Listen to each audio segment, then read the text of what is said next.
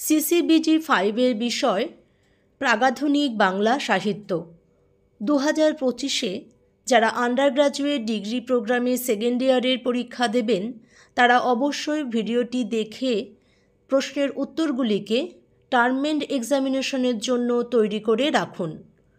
CCBG 5-এর পূর্ণমান 50 নম্বর। এই 50 নম্বরের জন্য আপনাদের 10 নম্বরের 2, 5 নম্বরের 4টে এবং 2 নম্বরের 5টা প্রশ্নের উত্তর লিখতে হবে।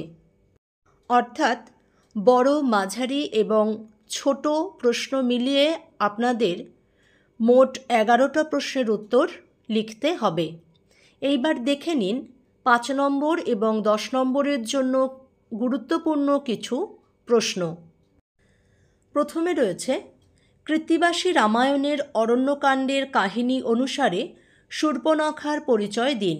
পরের প্রশ্ন, কৃত্তিবাসী রামায়ণে মারীচ যেভাবে চিত্রিত হয়েছে তার পরিচয় দিন।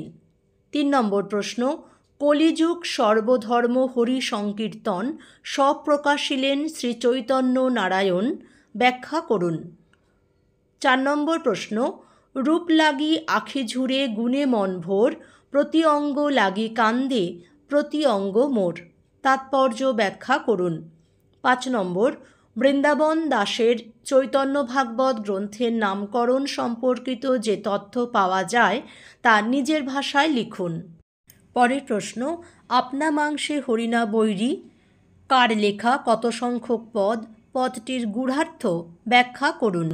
7 নম্বর প্রশ্ন, শ্রীকৃষ্ণ কীর্তন কাব্য নাট গীতি না পাঁচালী জাতীয় কাব্য, দৃষ্টান্ত সহযোগে আলোচনা করুন।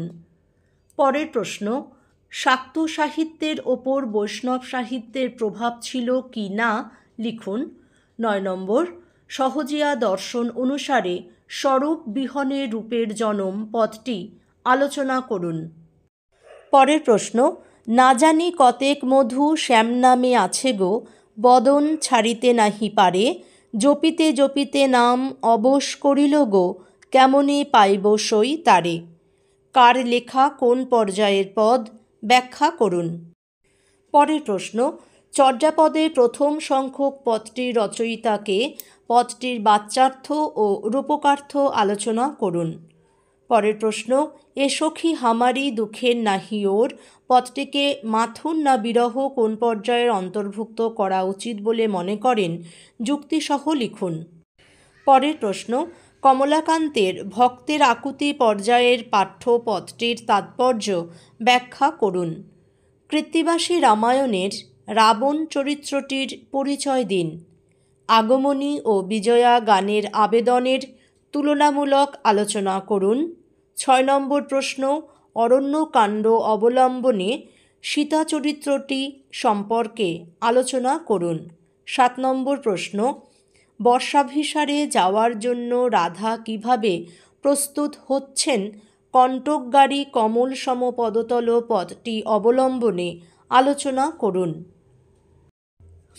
যে প্রশ্নগুলি এখন দেখছেন এই প্রশ্নগুলির শুরুতে কিন্তু দেখতে পাবেন 10 নম্বর মানের জন্য তৈরি করার কথা বলা হয়েছে এবং প্রথম যে 10টি প্রশ্ন দেখেছেন সেই প্রশ্নগুলি 5 নম্বর মানের জন্য তৈরি করার কথা বলেছি।